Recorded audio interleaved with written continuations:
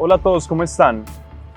Volvimos a la universidad, somos el periódico Nexos y yo soy Pablo representándolo. Aquí estamos con la rectora Claudia Restrepo, que con mucho cariño nos quiso atender hoy y vamos a tener una conversación con ella de bienvenida y bueno, nada. Hola Claudia, ¿cómo estás? Pablo, encantada de estar aquí, un saludo muy especial para ti y para todos los que vayan a ver esta notica de conversación que vamos a tener. Claudia, ¿cómo ha sido tu primer día en la universidad?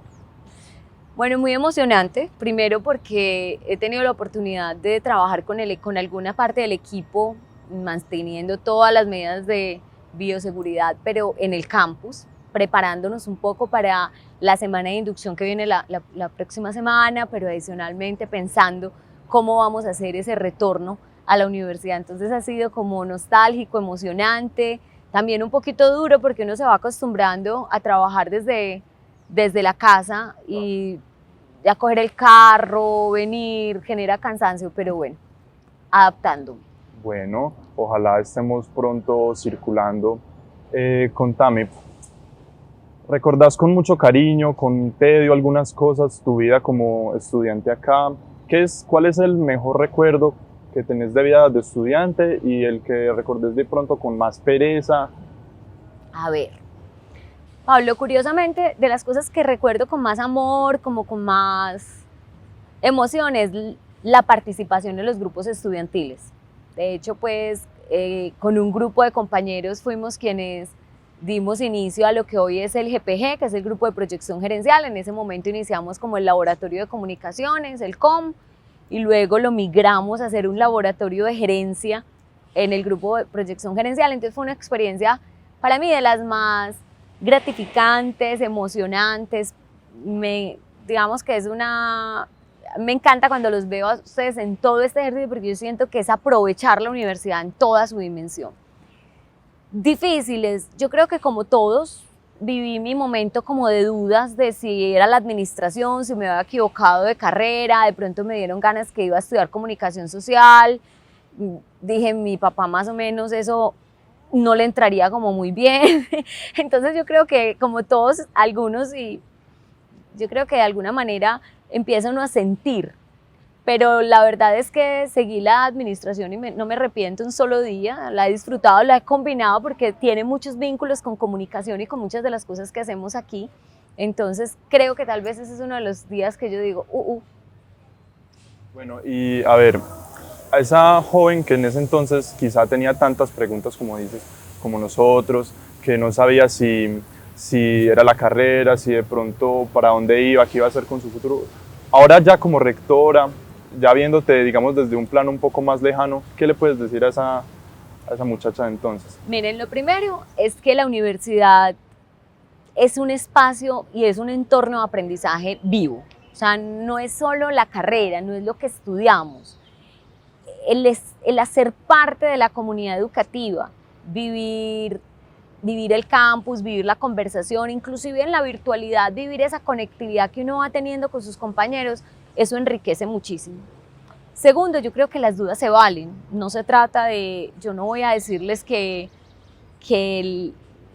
uno pasa y toma una decisión y nunca tiene dudas sobre la decisión que tomó.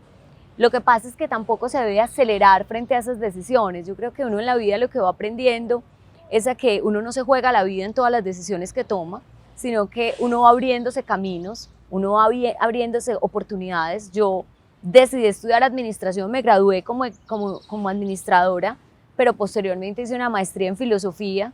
Hoy estoy haciendo un doctorado en filosofía y encuentro cómo trabajo en gerencia, he dado clases. Entonces, ¿cuál es mi invitación? Sobre todo que se abran el camino a muchas pasiones, a muchas cosas. No, yo creo que aprender es vivir un poco todos estos espacios y ahí uno va aprendiendo cómo identificar. Tú me decías que eras ingeniero, estudias ingeniería de producción, de diseño, pero a la vez te estás dando la oportunidad de conocer otra faceta, como te ofrece estar sentado hoy conversando conmigo como un muy buen presentador y periodista para Nexos. Entonces, es como que vivamos esa cantidad de oportunidades y ahí nos vamos conociendo nuestras pasiones y eso nos va ayudando a ser cada vez más integrales, que es finalmente lo que se espera de cada uno de nosotros en el mundo, digamos, laboral, profesional y futuro.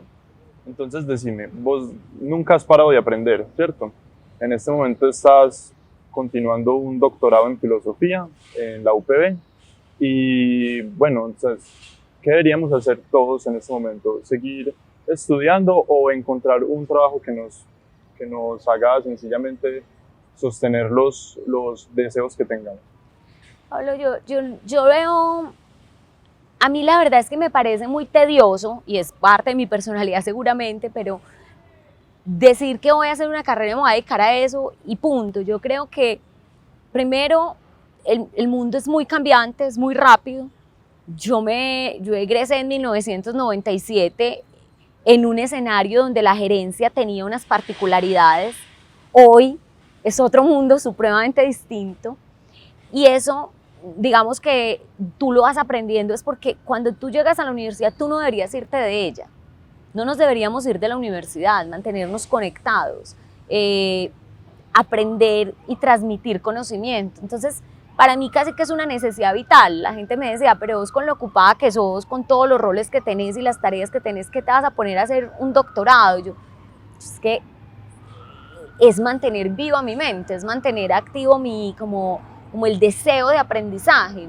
Entonces, la invitación para mí es, claro, parte de ejercer digamos, como nuestra vida profesional, no dista de mantenernos vivos en nuestro ambiente personal y mantenerse vivos. Yo digo, uno debe mantener la pregunta todo el tiempo, como la alegría, como el corazón vivo, como la juventud está en la pregunta. El día que a mí se me acaben las preguntas, se me acabe como las ganas de aprender, creo que ya voy a empezar verdaderamente a perder como la magia de lo que es la vida. ¿Y vos cómo crees que influye eso en tu rectoría? Pues la verdad es que lo primero, yo vengo con una premisa que para mí es muy importante, es que la universidad es el lugar al que uno llega y del que no se va. Yo creo que este no es solo un espacio para que uno haga su pregrado y punto y se va, sino que es un espacio donde haciendo su pregrado puede hacer un montón de otras cosas adicionales que complementan su desarrollo, pero adicionalmente mantenerse a lo largo de la vida haciendo ese proceso de aprendizaje. Yo digo, esto funciona es como cuando uno hace parte de un club o cuando hace parte de un lugar del que uno dice, ok, estar aquí me beneficia en términos de que siempre estoy aprendiendo. Entonces yo creo que eso va a ser muy importante porque además la educación superior está cambiando en el mundo, Pablo. Cada vez esto se vuelve más rápido. La gente está necesitando mantenerse actualizada más rápido de los cambios. La universidad no puede ir más despacio que el mundo de la industria y de cómo la industria está cambiando y el mercado está cambiando. Y pues lo que nosotros necesitamos como universidad es mantenernos. Yo digo, la universidad es sobre todo una organización del conocimiento. Y como organización del conocimiento está abierta a que todos podamos venir aquí a encontrar respuestas a nuestras preguntas.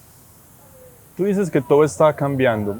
Digamos que a lo largo de tu carrera hemos podido ver que tienes un pensamiento liberal para ciertas cosas, además que eres... Venga, ¿cómo así que liberal para ciertas cosas y para cuáles no? No, pues no sé si convenga que nos metamos por ese tema en este momento. Me parece, me encanta, muy bien. No, decime, a ver, vas a ser la primera mujer rectora, eso te lo habrán dicho pues mucho ya, pero yo quiero saber, por ejemplo, a lo largo de tu trayectoria profesional, primero que entonces como estudiante, después en el sector privado, lo público, y ahora como rectora, ¿qué ha significado para ti, por ejemplo, ser mujer?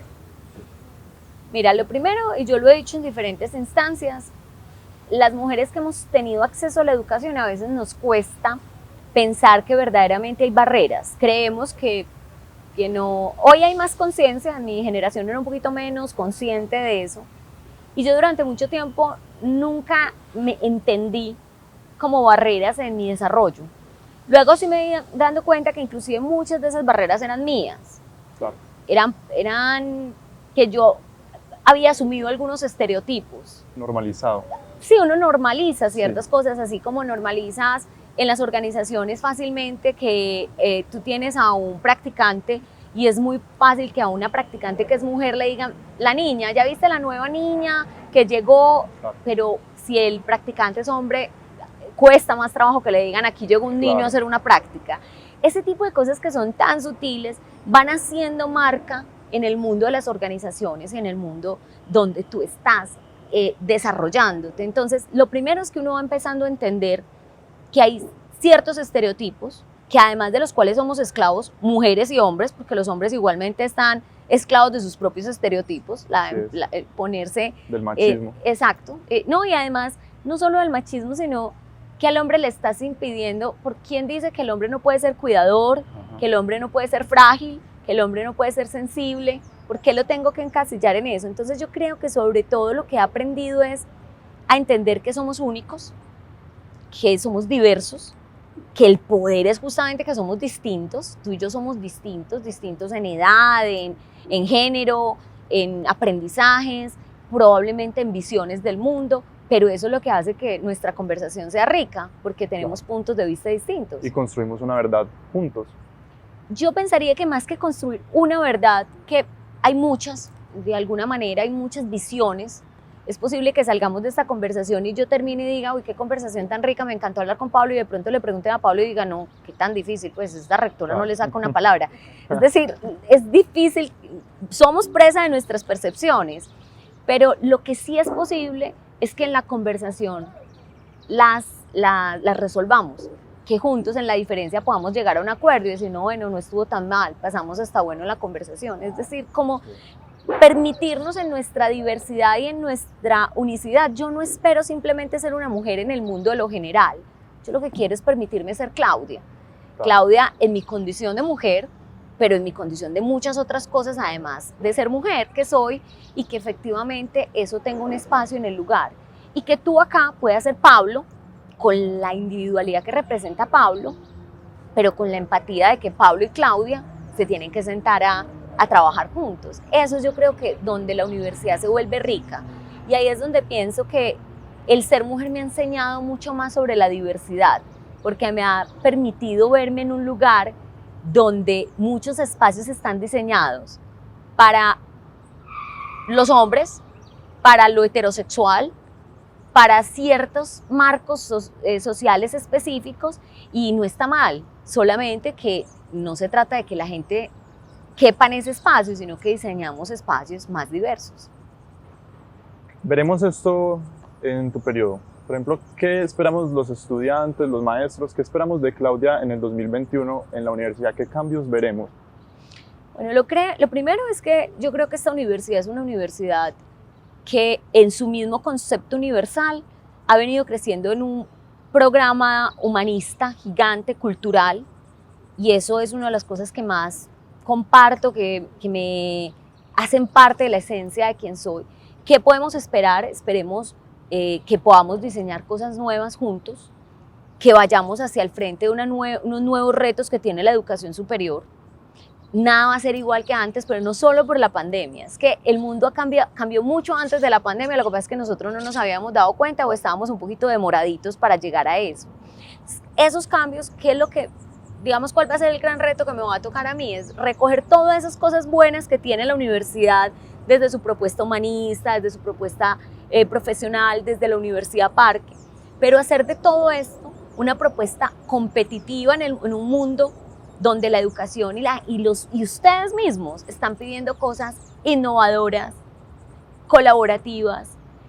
Las necesidades son distintas hoy. O sea, hoy el mundo de la innovación es mucho más rápido, las profesiones van a cambiar en los contextos que vienen, vamos a tener que estar formados en otra dinámica. Entonces yo creo que lo que esperamos es que con el equipo de líderes de la organización, porque esto no es una decisión de una rectora, claro, ni de un rector, esto es un equipo, esto es una inteligencia colectiva, la universidad es una inteligencia colectiva, donde docentes, estudiantes, directivos docentes, todos vamos en camino a algo. ¿Cuál es el camino? Que vayamos haciendo la transformación de la educación que tanto hemos reclamado durante mucho tiempo. Todos queremos que sea distinta, entonces que realmente logremos que eso se sienta, que sea atractivo. A mí me parece que sería encantador poder decir que la universidad se vuelve ese lugar el más atractivo de todos, en el que yo siempre quiero estar. ¿No? Y el que los estudiantes extrañamos. Los estudiantes extrañamos venir y compartir acá. Tú decías que más que todo era un reto lo que tenías por delante. Yo quiero saber, por ejemplo, qué defectos crees que son los más grandes tuyos y que quizá te puedan generar molestias en tu nuevo cargo? Te voy a hacer una confesión. Cuando uno cumple 45, ¿cuántos años tienes tú?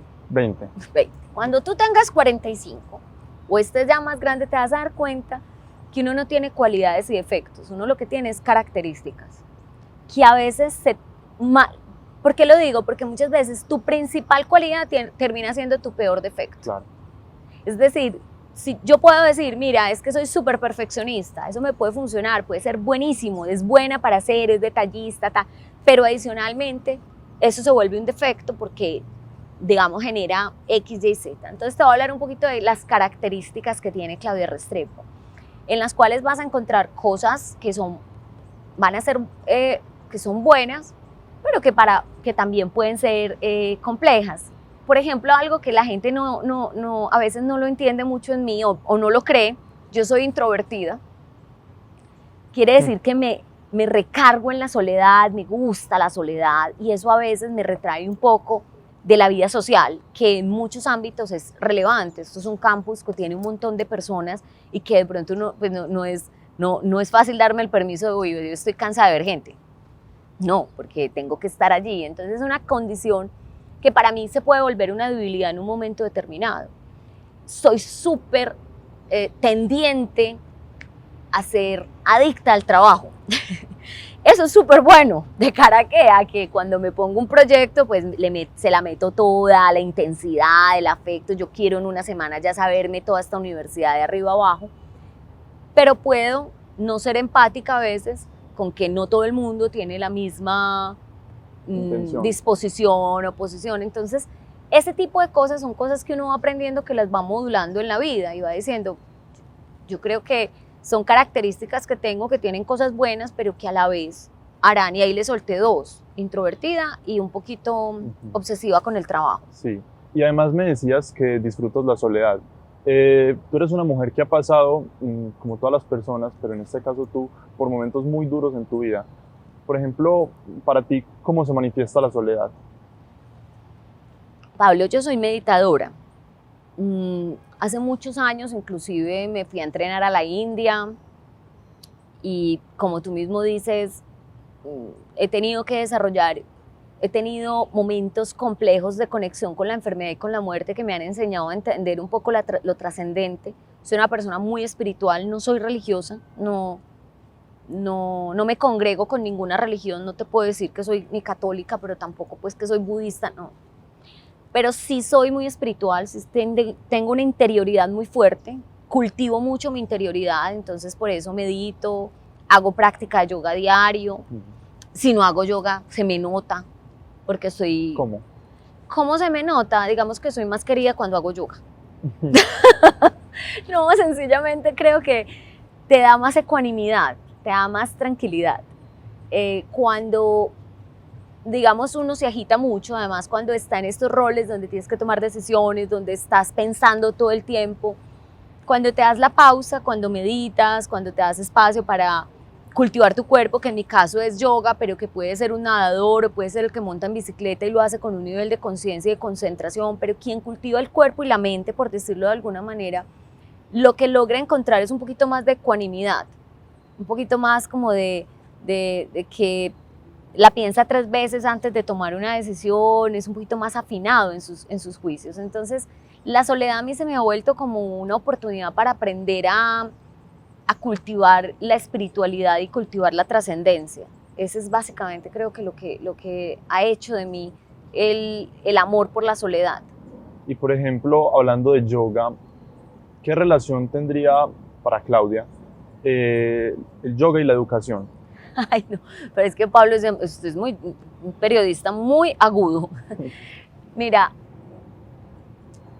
la razón del yoga es una técnica o es una práctica que inclusive quienes la iniciaron, los orientales, la hacían para poder mantener posiciones meditativas de largo aliento, o sea, lograr tener asanas. Básicamente, ¿qué es eso? Es un nivel de conciencia muy elevado. O sea, empezar como a ser consciente de su cuerpo, de su mente, de su emoción y trabajar conjuntamente como a ponerlas al mismo ritmo. Si tú me preguntas qué tiene que ver eso con la educación, yo te digo todo. así como si me preguntas si la filosofía se conecta con la educación, Claro. porque de alguna manera lo que te está generando es un poquito más de conciencia. Yo no creo que uno logre hacer un proceso de aprendizaje si no está conectado la emoción, el cuerpo y la mente. Es decir, piensa cuando tú aprendes algo como ese chispazo, dice, ay no, este profesor me encanta. Y te vas a dar cuenta que en el momento en que tú tuviste un chispazo de aprendizaje, lo que pasó en ese momento fue que entendiste algo, tu mente se activó, tu emoción se activó por alguna razón o porque el profesor con sus palabras te descubrió algo que no, pero inclusive tú lo sentiste corporalmente. Entonces, lo que hace de alguna manera una práctica del cuerpo y de la mente, que en mi caso es yoga, pero puede haber muchas otras, es que tú cultivas un poquito más el nivel de conciencia plena, y ese nivel de conciencia plena te permite como ser más activo y más agudo frente al aprendizaje. Y Claudia es consciente del momento actual que está pasando, de lo que está viendo, de lo que le va a tocar de aquí en adelante. Sí, no solo soy consciente, Pablo, sino que creo que estamos pasando un momento histórico, estamos atravesando un momento donde la universidad va a tener y tiene un rol muy importante.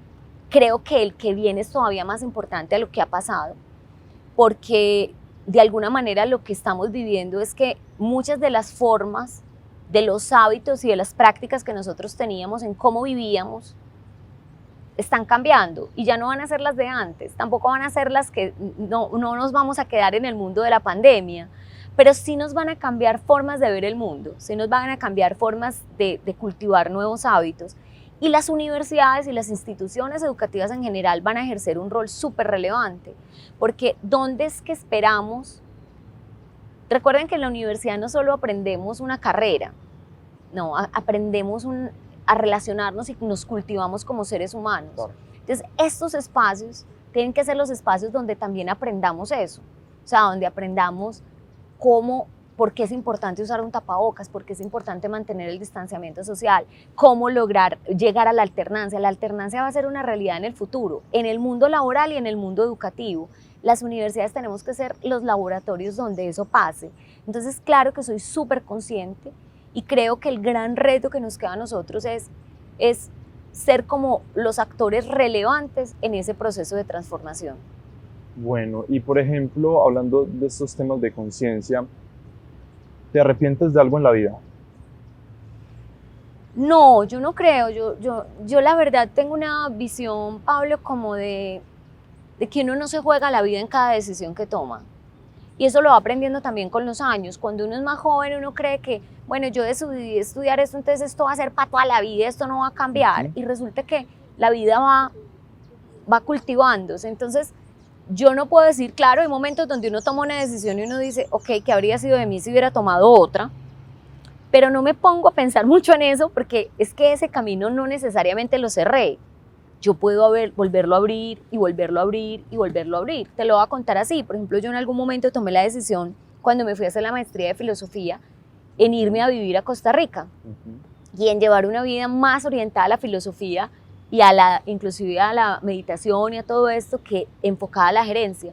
Sin embargo, las circunstancias cambiaron y tuve que regresar a Colombia. Regresé con el que era mi esposo en ese momento, que estaba enfermo, y tuvimos que llevar otra vida distinta.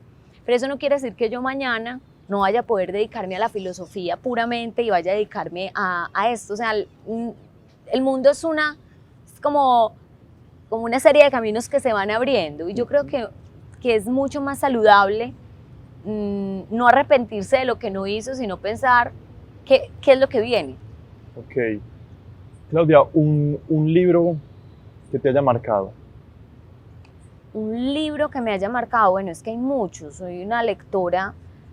Debo decir que uno que me gustó mucho, que es el primero que se me ocurre cuando... bueno, no, hay uno que amo, que es La Vorágine. Me encanta. De los colombianos, pues yo sé que 100 años de soledad es una joya perfecta. En estos días nada más me estaba reencontrando con 100 años de soledad, pero por ejemplo tengo un amor especial por La Vorágine, me trae una conversación como interna. Pero recientemente me leí un libro que me gustó mucho, que se llama La Gran Transformación, de Karen Armstrong, que inclusive es un libro sobre religiones. O sobre las Sí. 5 grandes religiones axiales, que fue como donde se creó como todo el pensamiento espiritual de la época. Y eso me está generando, pues, me gustó. Y por ejemplo, a raíz del doctorado estoy estudiándome a Martha Nussbaum de arriba a abajo alrededor del tema de la imaginación narrativa que hay en ella. Entonces, yo no, me es muy difícil como decirte de este. Creo que cada uno ha tenido como un sentido como en su momento. Inclusive me gusta repetir libros, porque cuando los Claro. repito de pronto hay libros que digo, ay, No yo era el no, momento. no, yo no me capturé esto cuando lo leí la Claro. primera vez, y la segunda como que me abrió la puerta. Entonces, yo lo que creo es que los libros siempre son como un buen compañero. 100 años de soledad, por ejemplo. 100 años de soledad es una joya, y es una joya porque es básicamente un libro lleno de historias, y dentro de cada historia hay otra historia, y dentro de esa historia hay otra. Entonces es una riqueza que hace que inclusive el libro sea muy difícil de contar. Es como esos libros que tú dices, ¿cómo hacer una película? Eso es súper difícil Pasan 1000 cosas. contar porque pasan un montón de cosas, pero cada una es una historia. Como ese realismo mágico me gusta. Entre otras porque inclusive es el tema de mi doctorado, que es sobre la imaginación. Me gusta esos textos que te activan el mundo de la imaginación, donde tú tienes que jugar con la imaginación profundamente. Entonces ese, por ejemplo, es una joya definitivamente.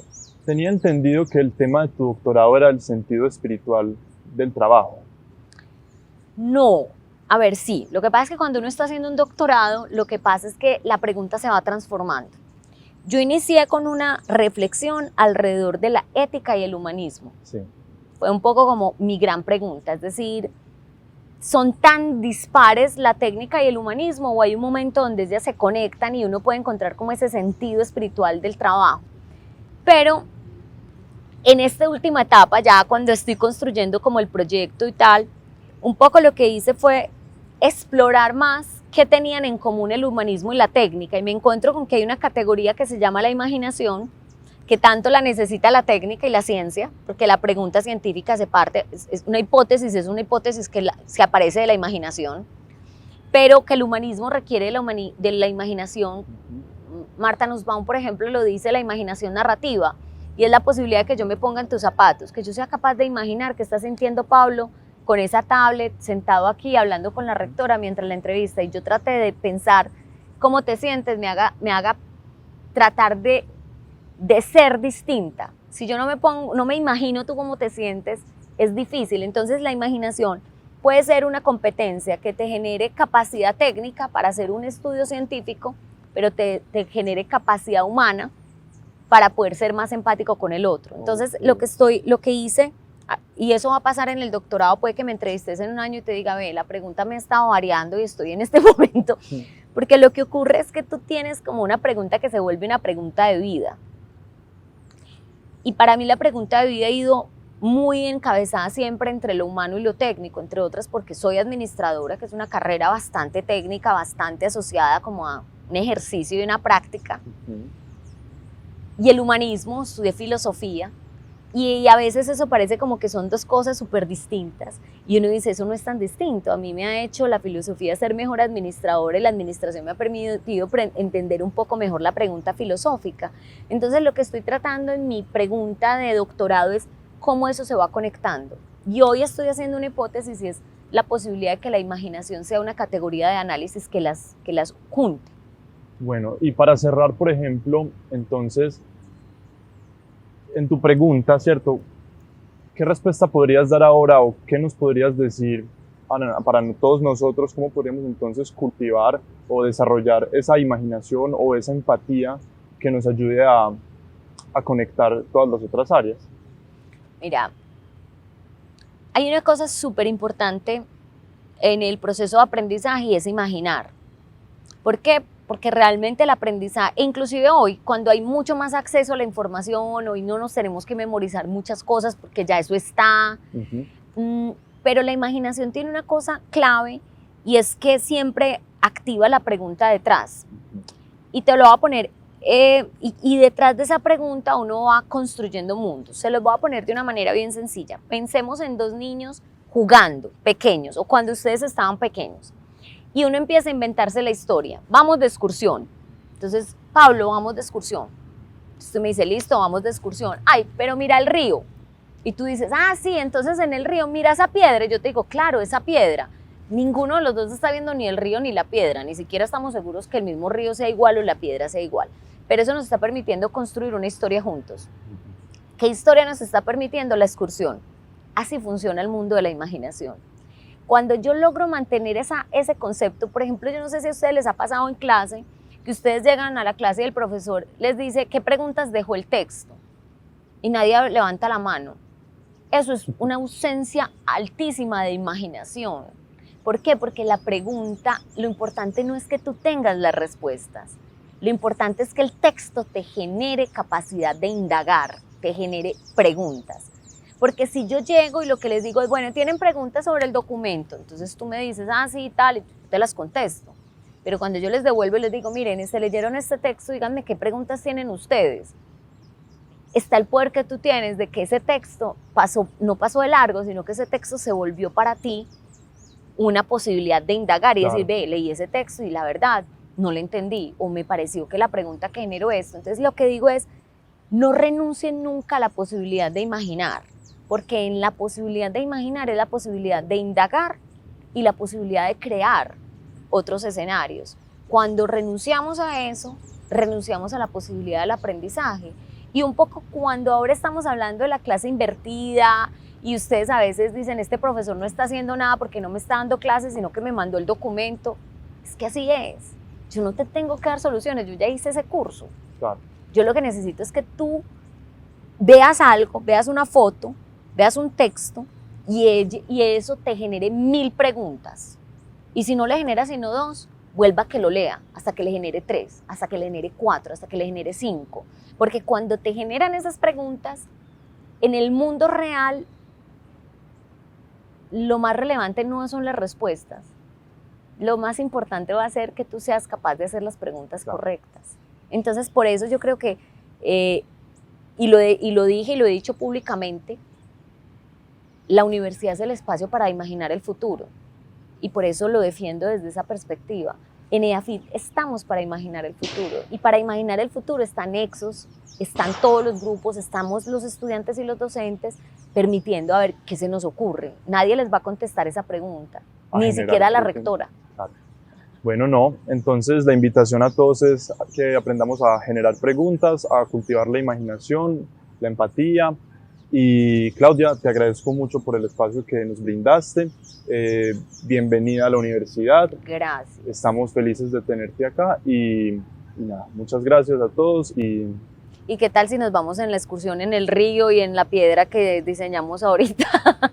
Muchísimas gracias. Un abrazo bien grande y feliz de ver este esfuerzo y este ejercicio que está haciendo Nexos. Creo que son un escenario de aprendizaje muy relevante. Entonces, Pablo, gracias y felicitaciones a todo el equipo de Nexos. No, gracias a ti.